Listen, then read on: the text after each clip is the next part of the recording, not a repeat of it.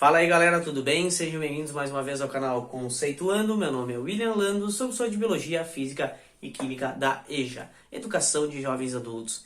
O intuito do canal é trabalhar essas três disciplinas de forma mais direta, simples e descomplicada.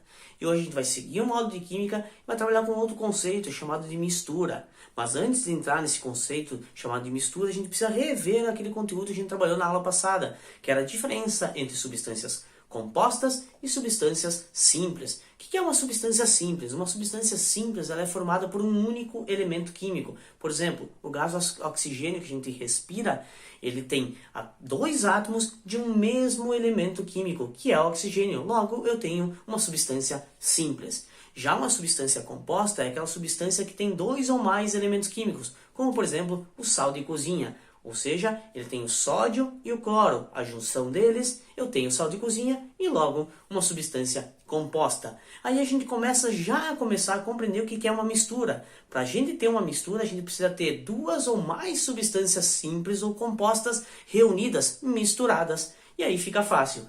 Dentro dessas misturas, eu tenho misturas que são homogêneas e misturas que são heterogêneas.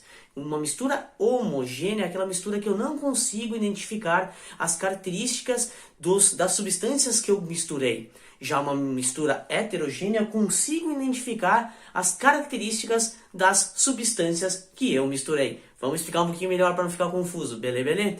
Como exemplo de substância ou de mistura homogênea, eu tenho aqui a água e o álcool. Eu misturei os dois, mas eu não consigo identificar em qual parte o álcool está ou em qual parte a água está. Eles estão misturados e eu tenho apenas uma única característica, que no caso é transparente. Então, logo eu tenho uma mistura homogênea. Homo vem de iguais, mesma característica. Tranquilo? As duas substâncias, o álcool e a água, têm a mesma característica. Um outro exemplo de mistura homogênea é o ar que a gente respira.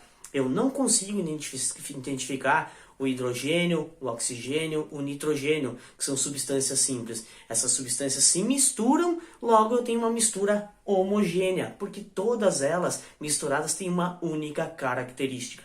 Beleza? Tranquilo? Já uma mistura heterogênea, hetero vem de diferente, e eu consigo identificar as substâncias que foram misturadas. Como, por exemplo, a água e o óleo de cozinha. Se eu misturar as duas substâncias, o óleo com a água, a gente vai ver que eles se separam e a gente consegue observar aqui o óleo de cozinha na parte de cima e a água na parte de baixo. Logo eu tenho uma mistura heterogênea, diferente. Eu consigo ver a característica do óleo e a característica da água.